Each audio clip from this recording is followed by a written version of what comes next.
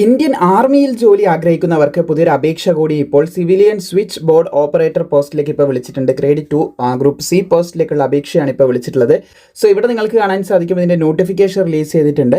Indian ആർമിയിലേക്കാണ് notification വന്നിട്ടുള്ളത്. Headquarters to signal training സെൻറ്ററിലേക്കുള്ള അപേക്ഷയാണ് വിളിച്ചിട്ടുള്ളത്.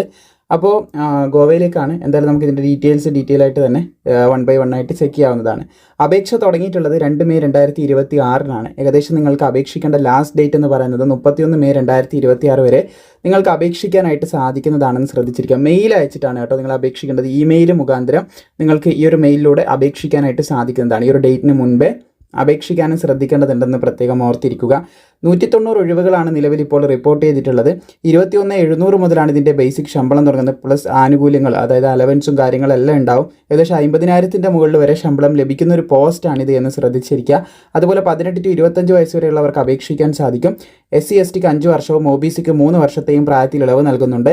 ഇതിൻ്റെ ക്വാളിഫിക്കേഷൻ എന്ന് പറയുന്നത് 10ാം ക്ലാസ് ഉണ്ടായിരിക്കണമെന്നാണ് പറയുന്നത്. 10ാം ക്ലാസ് വേണം. അതുപോലെ തന്നെ അറിവ് ചോദിക്കുന്നുണ്ട്. അതായത് ഹാൻഡ്ലിംഗ് ഇൻ പ്രൈവറ്റ് ബോർഡ് എക്സ്ചേഞ്ചിലുള്ള അറിവും കാര്യങ്ങളൊക്കെ ചോദിക്കുന്നുണ്ട്. പിന്നെ minimum duration of experience should be 6 മാസത്തെ എക്സ്പീരിയൻസ് കൂടി ചോദിക്കുന്നുണ്ട്. ഈ ഒരു എക്സ്പീരിയൻസ് എവിടെ കിട്ടും നോക്കുകയാണെങ്കിൽ കേരളത്തിൽ നമുക്ക് സാധാരണയായിട്ട് ചില ഹോസ്പിറ്റലുകളിൽ, അതുപോലെ തന്നെ ഹോട്ടൽ, പിന്നെ ഗവൺമെൻറ് ഓഫീസ്, പിന്നെ അങ്ങനെയുള്ള പ്രൈവറ്റ് കമ്പനീസിൽ ചിലയിടത്തുണ്ട്. പിന്നെ BSNL ടെലികോം ഓഫീസേഴ്സ്, അങ്ങനെയുള്ള ഓഫീസിലും കാര്യങ്ങളിലൊക്കെ ഈ ഒരു എക്സ്പീരിയൻസ് നൽകാറുണ്ടെന്നാണ് അറിയാൻ സാധിച്ചത്. സോ അങ്ങനെ ഒരു എക്സ്പീരിയൻസ് ഉള്ളവർക്കായിരിക്കും അപേക്ഷിക്കാൻ സാധിക്കുന്നതെന്ന് ശ്രദ്ധിച്ചിരിക്കുക.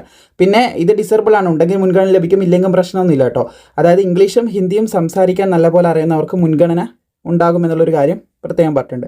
പിന്നെ ആദ്യം റിട്ടൺ ടെസ്റ്റാണ് ഉണ്ടാകുക, എഴുത്ത് പരീക്ഷയാണ് ഉണ്ടാകുക. ഇതിന് അപേക്ഷിക്കേണ്ട വിധം പറയാം. മെയിൽ വഴിയാന്ന് നമ്മൾ പറഞ്ഞു. ഈ മെയിലിലേക്ക് നിങ്ങൾ അയക്കുകയാണ് വേണ്ടത് ആപ്ലിക്കേഷൻ. അതിൻ്റെ ഇൻസ്ട്രക്ഷൻസും കാര്യങ്ങളൊക്കെ ഇവിടെ നിങ്ങൾക്ക് കൊടുത്തിട്ടുണ്ട്.